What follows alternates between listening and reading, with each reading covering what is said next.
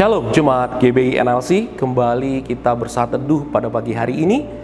Satu teduh kita diambil dari Hosea 1 ayat yang kedua. Demikian firman Tuhan. Ketika Tuhan mulai berbicara dengan perantaran Hosea, berfirmanlah ia kepada Hosea, "Pergilah, kawinilah seorang perempuan sundal dan peranakanlah anak-anak sundal, karena negeri ini bersundal hebat dengan membelakangi Tuhan." Demikian firman Tuhan. Berbahagialah kita semua yang mendengarkan firman Tuhan, merenungkan dan melakukan firman Tuhan. Judul daripada perenungan pagi hari ini adalah kasih setia Allah di tengah ketidaksetiaan umatnya. Bapak Ibu yang dikasihi oleh Tuhan, kita tahu bagaimana jalan cerita Hosea. Tuhan memanggil Hosea untuk menjalankan misi yang sangat sulit, yaitu apa? Menikahi seorang perempuan sundal. Mungkin bagi masyarakat atau bagi dunia ini adalah hal yang sangat memalukan. Tetapi Hosea tetap taat akan perintah Allah. Dia tetap menuruti apa yang dikatakan Allah melalui dia. Pernikahan Hosea dan Gomer, istrinya, ini adalah simbol bagaimana hubungan kita dengan Allah, hubungan Israel dengan Allah. Meskipun bangsa Israel dalam perjalanannya banyak sekali mereka tidak setia kepada Allah, membangun Baal, membangun mesbah yang bukan berkenan kepada Allah, membangun berhala-berhala, sehingga membuat bangsa Israel mengecewakan Allah. Kisah ini kalau kita renungkan kembali Bapak Ibu, ini juga menjadi perenungan buat kita sebagai manusia yang selalu berdosa, yang selalu tidak menuruti kehendak Allah.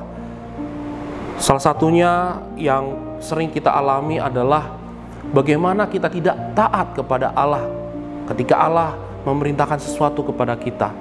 Tetapi Bapak Ibu, kabar gembiranya adalah Allah tetap setia meskipun kita tidak setia. Di Roma 5 ayat 8 sampai dengan 9, demikian firman Tuhan, "Akan tetapi Allah menunjukkan kasih-Nya kepada kita oleh karena Kristus telah mati untuk kita ketika kita masih berdosa." Bapak Ibu yang dikasihi oleh Tuhan, di ayat yang ke-8 ini menjelaskan bahwa Allah menyelamatkan kita di saat kita masih berdosa. Allah mengampuni kita, Allah mengasihi kita, Dia menebus kita dalam keadaan kita berdosa.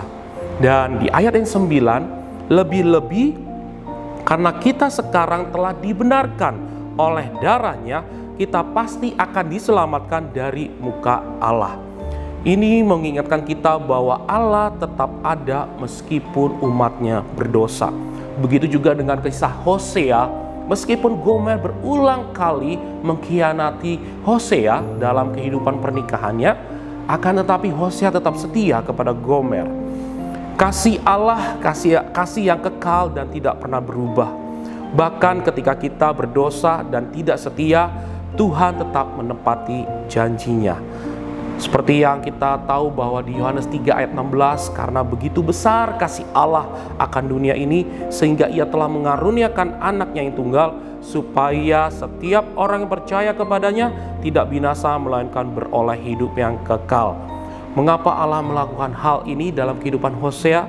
Karena kita tahu bahwa inilah cara Tuhan untuk mengilustrasikan bagaimana kita memahami kasih Allah yang begitu besar dalam kehidupan kita. Mari Bapak Ibu, pagi ini kita meresponi panggilan Allah, bagaimana kasih Allah dengan hidup berkenan kepadanya.